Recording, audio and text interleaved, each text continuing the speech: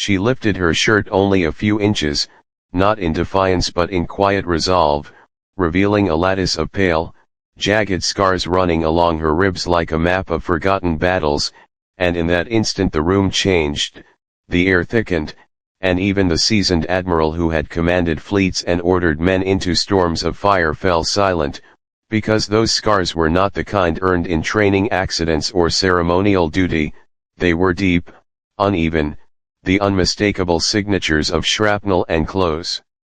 range blast trauma, wounds survived, not treated, wounds endured in places where medevac never came on time, and as the officers around her shifted uncomfortably, memories flooded back to her mind of nights spent bleeding in the dirt,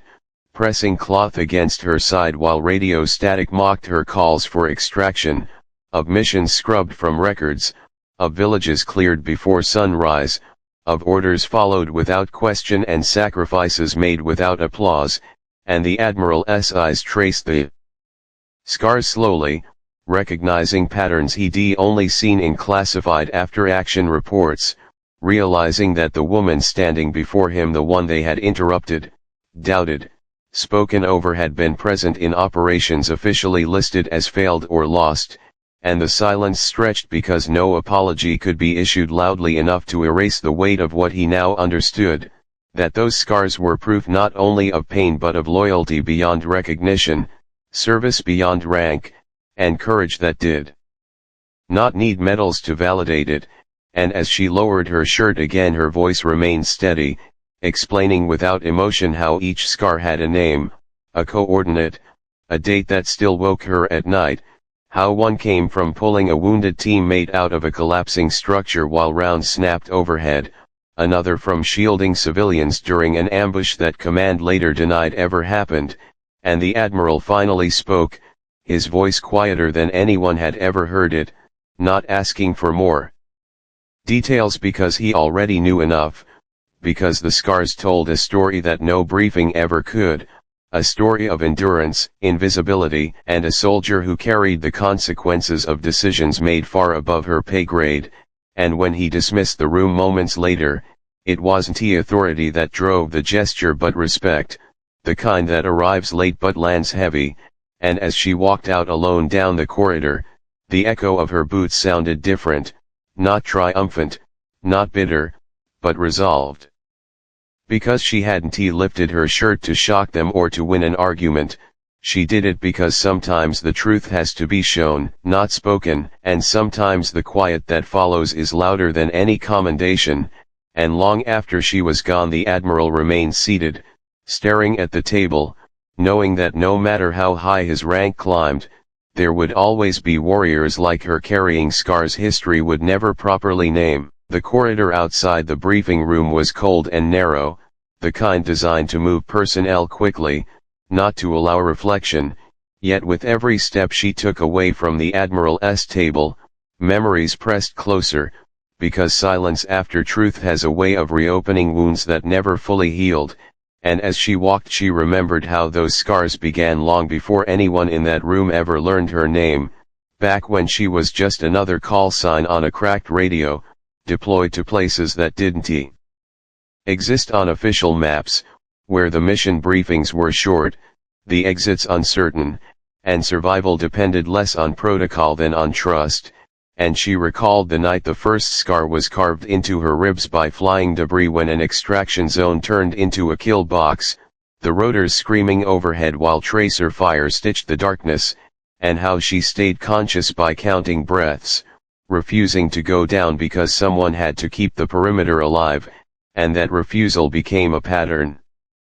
Because each mission demanded more silence, more sacrifice, more willingness to be forgotten, and back inside the room the Admiral remained seated, his mind drifting through decades of command as he replayed decisions signed with steady hands, realizing with a heavy clarity that the cost of those decisions often arrived years later in the form of scars he was never meant to see, and he thought of reports stamped classified, of names reduced to initials, of soldiers reassigned quietly after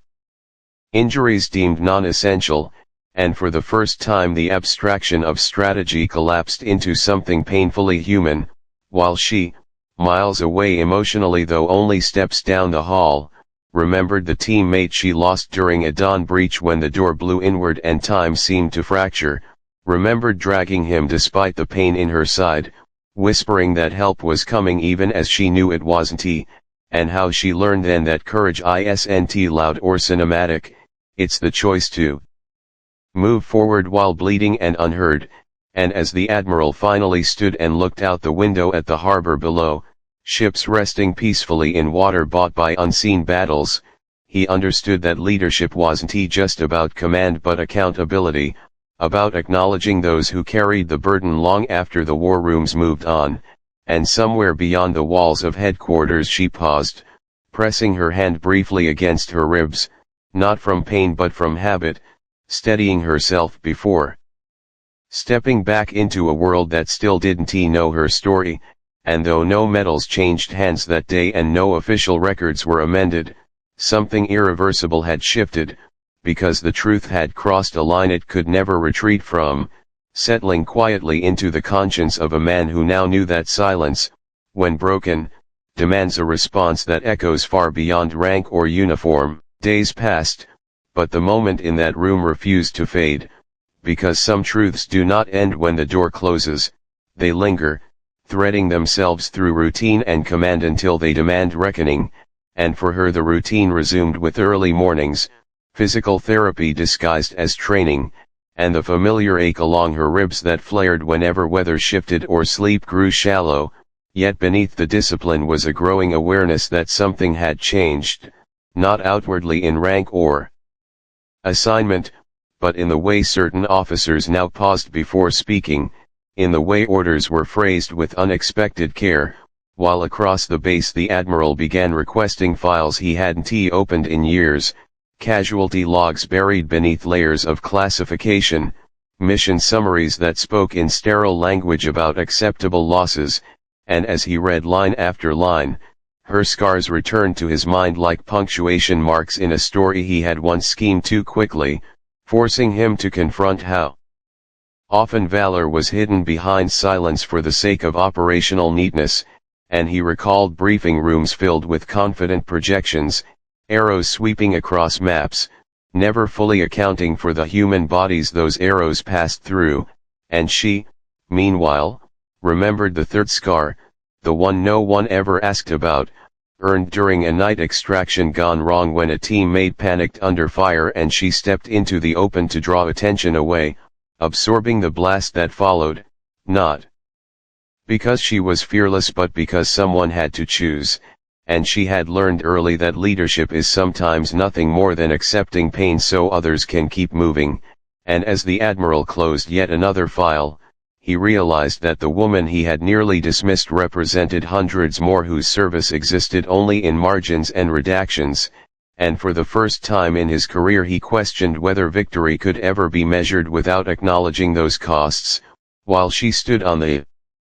training field at dusk, watching new recruits drill with unscarred confidence, hoping they would never need to learn the lessons etched into her body, and though the institution around her remained largely unchanged, an undercurrent had begun to move, subtle but real, because when truth is seen rather than spoken, it plants itself quietly, growing into accountability that no rank can outrun, and as night settled over the base and lights flickered on across the harbor,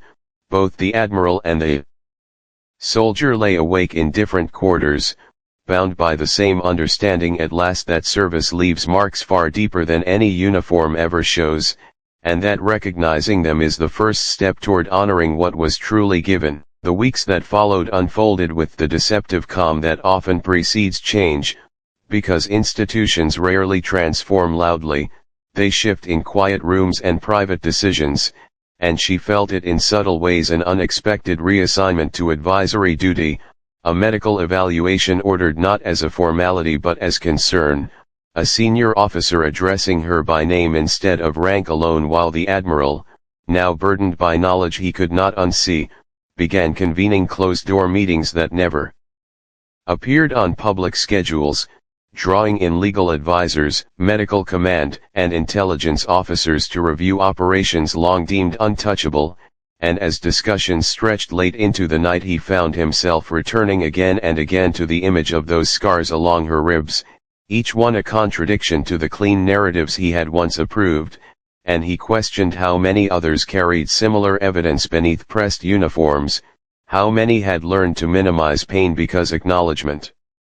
threatened operational order, and she, seated in a quiet office far from the noise of deployment, struggled with the unfamiliar weight of being seen, because recognition, when it arrives late, can feel almost as unsettling as neglect, stirring memories she had carefully compartmentalized, like the mission where her unit held a position for 47 minutes longer than planned because retreat meant civilian exposure, minutes that later justified the scars that never made it into the repo.